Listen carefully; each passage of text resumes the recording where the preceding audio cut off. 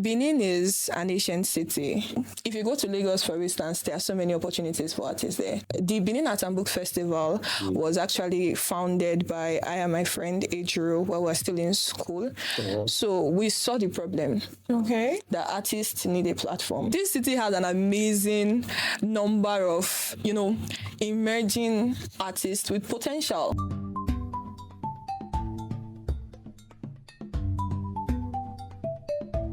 Hello, beautiful, beautiful people. Welcome back to another mind-blowing episode of the Unscripted Seat podcast. Yes, we're back on your screens. We blow your minds every Wednesday, don't we? I know we do. I remain the beautiful Gen Z body of the house, Z of the good life. And if I am alone, please come and ask questions. I am never ever alone. I have my amazing co-host with me. I have Debby Billions, the Ankara queen herself, odogwu wife herself, the one and only shine girl. You are shining and glowing. Yes, baby. You people need to tell me these secrets. I don't know what is going on, but these people are hiding something from me. I have with me utonwa, shawarma, barbecue, anything sweet where you want to call him Naim he Don't forget to call me Razor Blade Man. Razor Blade Man because he too sharp. You too sharp. Stop it. I'll still say again, you guys need to tell me the secrets because you're hiding something from me. I suspect that something is hiding. The person that say we're hiding something. Look at Yes, exactly. Come on, Who is hiding come on. something? That's not true. That's not true. But you ladies look. Thank you. You look dashing yourself today. I like the cap. I'm I like the blushing. ensemble. Thank It looks you. nice. It looks Thank you. really. Draw. That's what he always calls himself, though. I'm drawing attention. You're drawing attention to yourself. I see. Okay. All right. We want to thank our amazing sponsors for giving us the opportunity to look this dashing. They are the reason why we look this good on your screens every Wednesday. We want to thank Ico Gas, our restaurant, and 80s Glam, Bella Bellina. and Just Liquor Stores. We say thank you to these amazing brands for giving us the chance to look this dashing. They are our backbones. And so if you know you want to keep seeing us on your screens, please do well to patronize all these amazing brands and tell them that we sent you, okay? Yes, so. Tell them that we sent you. So today, guys, we are not alone. We have a beautiful young lady in our midst today. She is an emerging curator, a poet, and a cultural producer, driving transformative dialogues in the African creative industry. Did they say you didn't feel the portfolio long well. I see they come now. So. Calm down. I did come for road. She is the co-founder of Rongo Art Foundation and the creative director of the Benin Art and Book Festival. I told you that there is a portfolio. She is not just all of these things. She is beautiful. She is very beautiful. Today we have with us Rona Ijenugwa. Welcome to the Unscripted Seat podcast. It's actually amazing to have you here in our midst today. And today we'll be discussing the cultural ecosystem of Benin City. We really want to talk about creatives in Benin City and the problems that they face and possible solutions. Because as a creative myself, oh God. And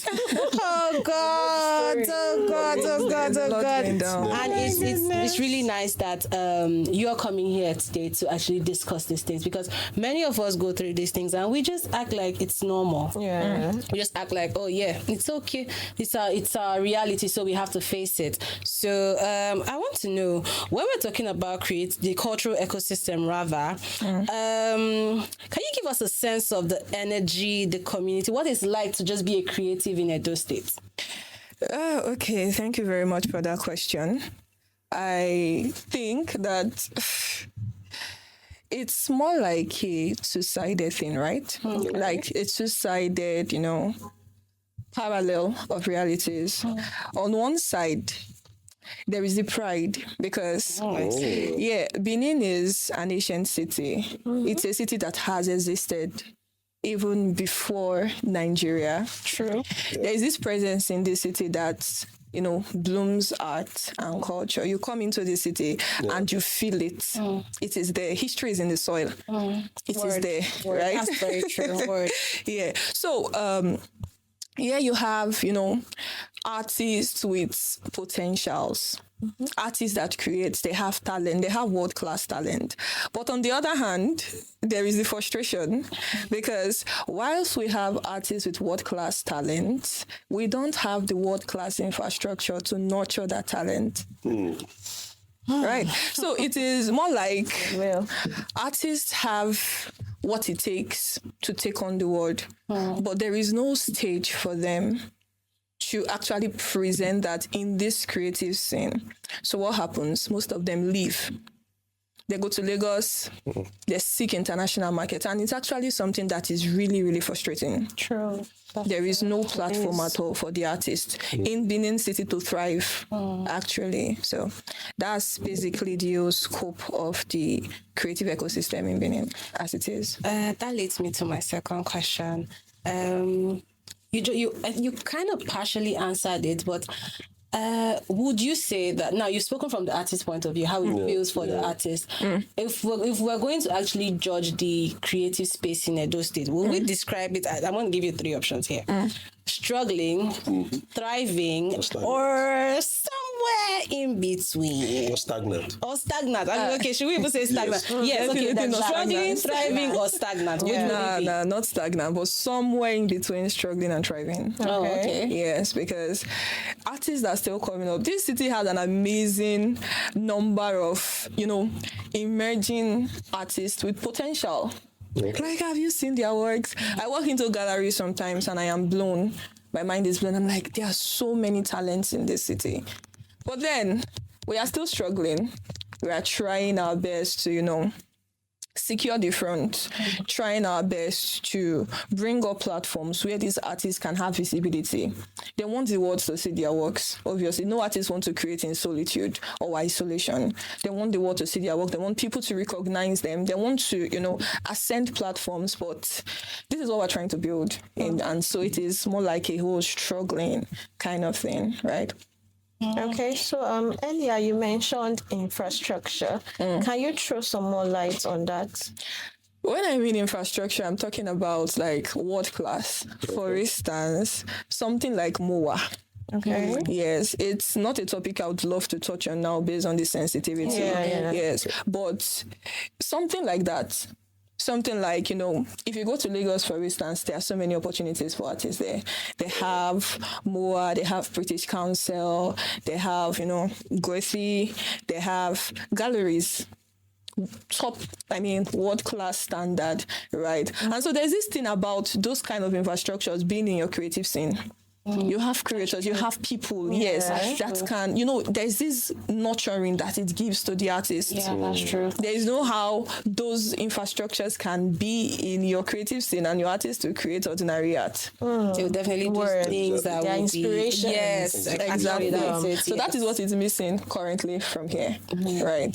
So you're a co-founder of Benin Books and Arts Festival. So what is it about? Would you like to just tell us? Okay. So to answer that, I would want to revert back to the problems I stated earlier on about, the lack of structures, the lack of platforms, somewhat, that artists in creatives, rather, in Benin City are currently facing, right? So when we were... the Benin Art and Book Festival was actually founded by I and my friend Ejiro while we were still in school. So we saw the problem. Okay. That artists need a platform. People are creating, it was just like solo. You're creating your own space, creating your own studio. We needed something. And there was this gap, right? We know that Benin has produced world-class artists. Yeah, true. No doubt about that. Yes. No doubt about No doubt about that. They are known worldwide. You have people like Omarigo Sapolo, for instance. You have people like even Sir Victor Waifo. And so many, there are so many that are known worldwide, right? I can't even start to mention names. But they're also emerging in Benin. So there is this gap. Between the emerging and the established.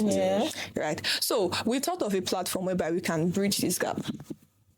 bridge the gap, give artists the visibility they need, right? Enlighten people as well about the culture and arts, right? Because in this part, even though the city blossoms or blooms arts, there is still this lack of understanding, this gross misconception, let me put it that way, or underrating of art. People don't rate it that much. That's true. Exactly. So we wanted a platform that would merge all of these things together, right? That was why we founded the Benin Arts and Books Festival. Now it's a platform, a festival, a yearly festival that celebrates artists and their art, and as well promotes their art in the process, right? It's more like we see you, we acknowledge you. This is our platform. We value you. Yes, this is our platform for you to sit and thrive, right? While the world will see you, basically. So we thank you. Amazing. Thank you. So it's a platform where artists can come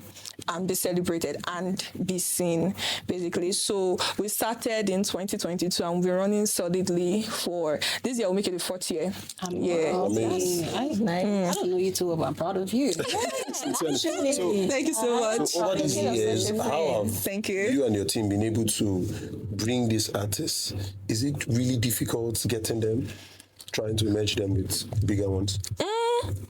I wouldn't say it's a difficult thing because the artists, they are very willing to be seen. Like I said earlier, there's a large bank, a large network of emerging artists that are struggling for the world to see their art. They want to. Exactly. So getting the artists is not our problem. Okay. Do you get? So the major problem is sustainability. The funding, the structures. You understand? So put that in place. That is the major problem. So we are currently tackling. Okay. Still speaking on Babfest, and since we are already here, when is it happening this year? I'm curious because now I want to see. Amazing. Yes, I want to be there. So when is it happening? Okay, Babfest is actually happening this month on the 27th to 29th at the Edo Innovate Hub. Okay. So yes, we are working around the festival, trying out as much as possible to make it really solid. We also, this year is going to be really different from the past years because for the past 3 years, we've been solely based in Edo State, Benin, artists from Benin. But now we're getting artists from Lagos into this scene. Amazing. The team for this year's festival is Converging Currents. When currents converge, what happens? So artists from Edo, Benin, yes, they are coming. From Edo State, they are coming. From the south, the east, they are coming in as well. So it's like a boiling point, basically. So that is the whole... and Benin is the meeting point. And Benin is the meeting point. Yes, exactly. Amazing. Thank you. This is actually really, really nice. I would love to attend. I would love to see Is there like a you. ticket policy or something, or it's free? Can we have It's all really the details free. so that everybody True, can the details? exactly. Oh yeah, it's really free. Because I'm already there.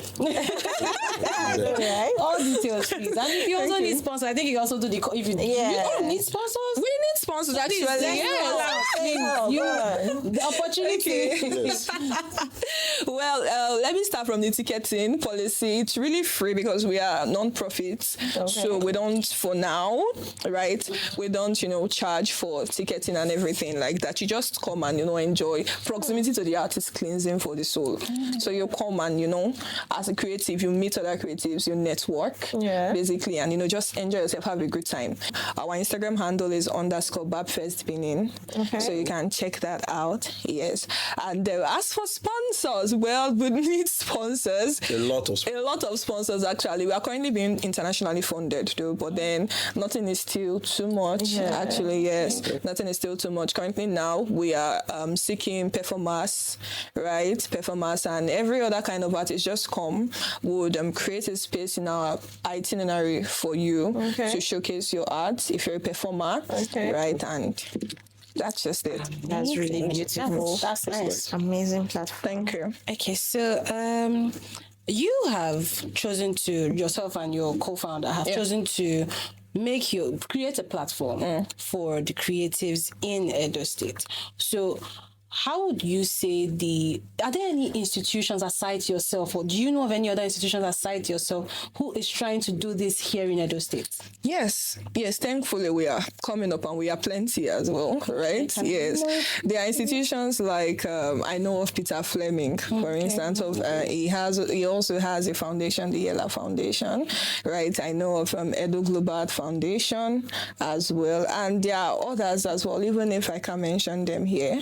There are others, people still trying to contribute their quota to the creative system, the creative ecosystem in Benin City. Okay. So, yeah. Okay. And like you said also, the city is very big on culture, and there's a deep respect for culture and tradition. Yeah. Do you think it limits or it helps these artists? Like you said, there are a lot of artists in Benin City. Do you think it limits them, or do you think it actually helps them become more creative? Is there like gatekeeping? Probably you want to draw something now, they will not say, this one is, should we say it is sacred or something? Does that happen? Well, okay, I think I might have to skip that question because you don't want to talk about it. She doesn't want to touch it. Yeah, I don't want to touch on that. Okay, all right. Okay, so let's switch up a bit. Let's get comfortable. What do you think the dating pool is like for creatives in Edo State? In Benin City, because they say you cannot find love in Benin. You can't find love in Benin. They said so. Love some part. That's a very difficult question to answer because, firstly, okay, I'm not fully based in Benin. Okay. So I come here mostly for work. Yes, maybe we have, an event coming up. So I come here and it just work. But I feel like love exists everywhere. Yes. And even with creatives, it can be more intentional, right? I feel it's more beneficial to even love a creative because if you see how intentional a creative is about their work, you would know that they will be very intentional about love. Their love is deep, their love is passionate, and it is something you want to experience. Loving a creative, so yeah. So you're telling them to go and fall in love with creative. Yeah. If you're not a creative, I recommend you fall in love with a creative to have a taste at least. Okay, maybe after this podcast, I think I need to do something. Yeah, find some. Please just do your thing. Please, I beg. So a lot of creatives here struggle at the beginning when they are still trying to, build their portfolio and all of that. How do you think that such a phase affects relationships or the dating pool? I feel it's highly dependent on the individual, right? Me personally, I would not want to stick my head in two doors, if you can get that metaphor. If I'm building on something, I would not really want something to distract me. Okay. That's for me. Because I'm a lover girl. So where you love. Exactly. I love fully and completely. And it's almost hard to... I love my work as well.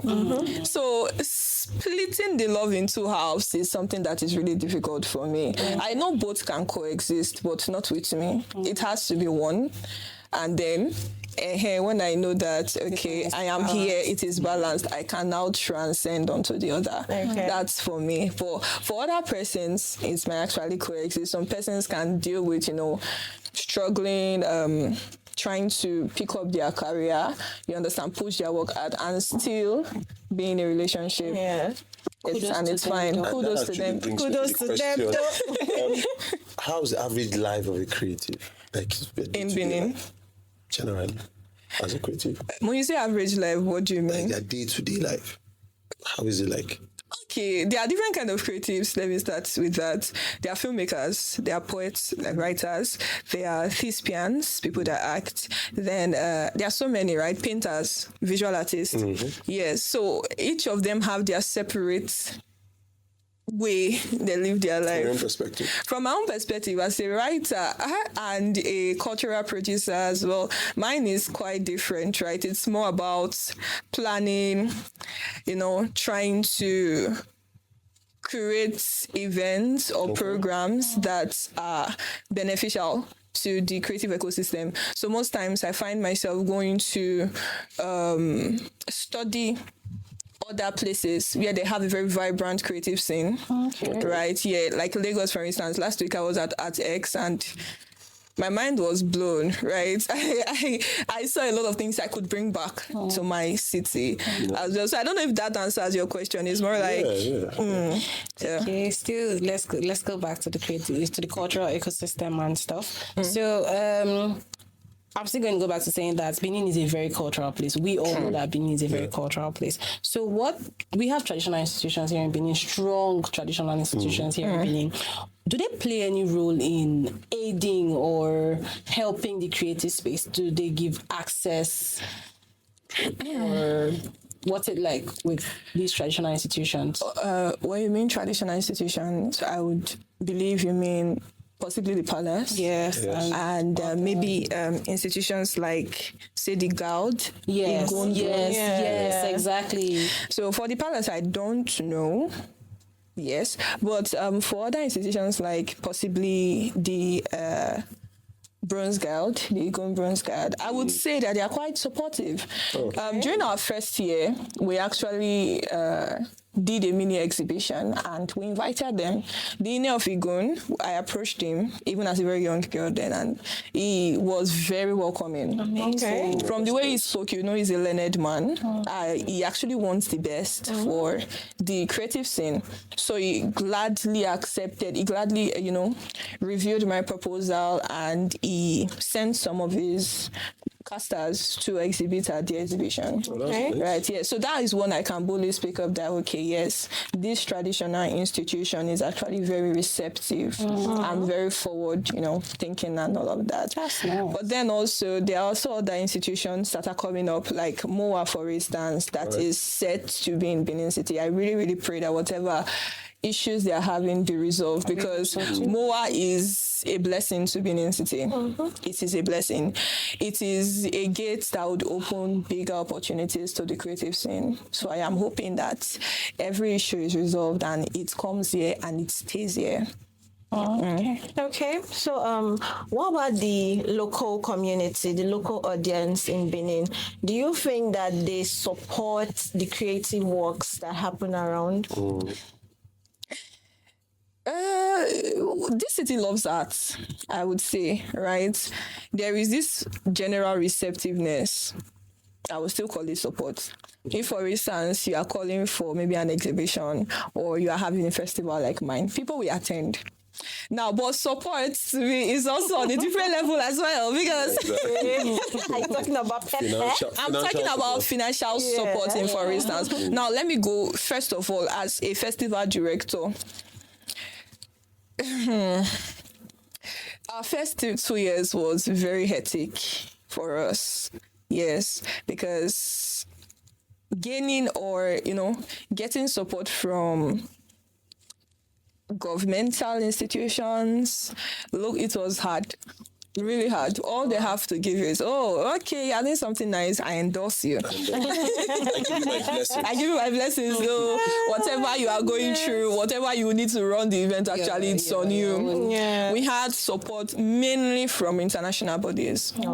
Mainly from international bodies. But still, there was also this organization, the first organization that actually supported us. That's the Edu Global Art Foundation, headed by Mr. Enoti Ogbebo. I would continue to give that man his flowers, because he was the first person that actually saw us in our lowest state, believed in our vision, and gave us his blessings in cash and in kind. Yes. So, yes. So, aside that, I would say that support is support, actually. And then for the aspect, because I've also been in galleries and I have, engaged with artists as well. Getting the local audience,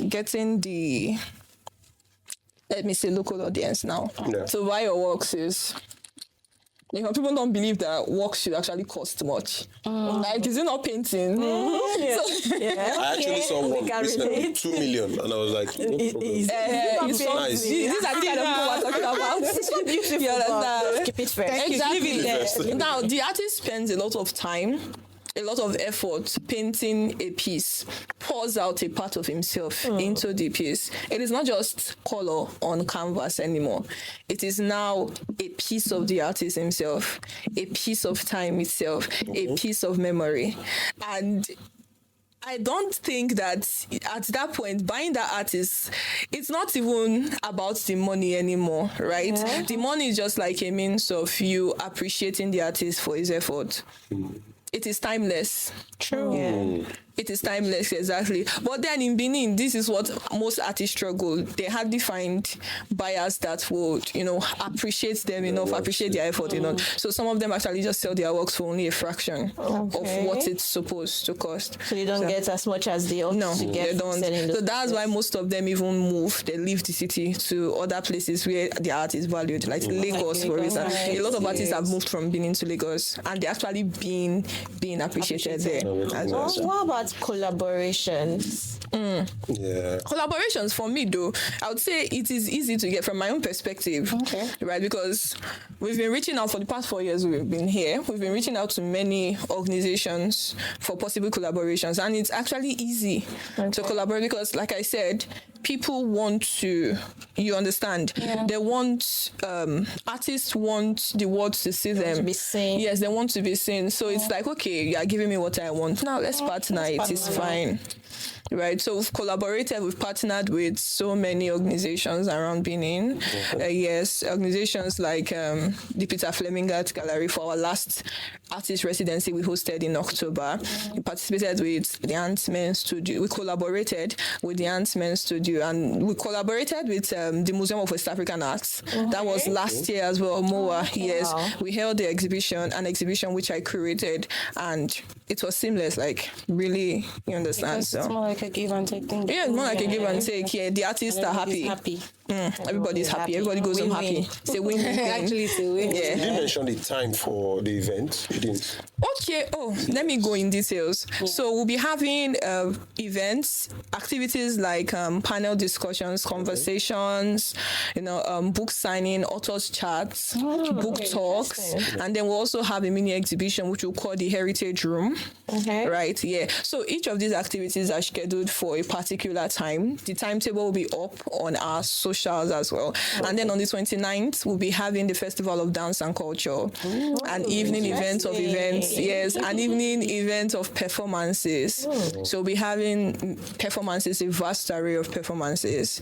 Yeah, poetry, theater performances, paintings and all of that. So it's something you'd want to look forward to. I'm looking forward to it. I'm looking forward to it. Thank you. Okay, so to tie things together, if you could change one thing about the Benin creative ecosystem, let's say, I don't know, I would say to make it more supportive or vibrant. And if you also want to change something negative about it, we don't know. So what would that thing be if you could change a few things about the creative system in other states?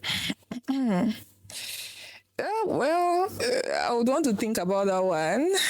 Just give me some time. Okay. I would say if I want to change something, I would give more support. I would tend to be more supportive. Yes. I don't know how best I can put that now because I have what I want to say in my head, but I don't want to seem like I'm dragging anybody. You should. If afterwards we say, Okay. I feel like established artists in Benin City, they tend to not carry the local artist or the emerging artist. Like people that have they've had world class, recognition and all of that. So maybe they're having something here. They really don't carry they don't carry emerging along, right? I'm not saying that okay because I understand that they have a standard to keep. They have a standard to maintain, and because of the lack of infrastructure here, most of these artists, their works are still, they have the talent, but their works are not yet structured to fit into, it's not refined, exactly. But if I was in their shoes, in the shoes of the much more established artists, you understand? Because I will understand that these artists need exposure. Yeah. So I'll kind of engage them. You understand? Be what they have to offer. Yes. Be it maybe running a workshop, specifically a workshop of refinement, for instance, for artists, giving them that exposure that they need because this is home. You can't build elsewhere And leave. leave your house. You understand? So instead of having something and then bringing artists from other states, Lagos, Abuja, to come and exhibit or to come and, it is better you engage those who are emerging because they have the talent.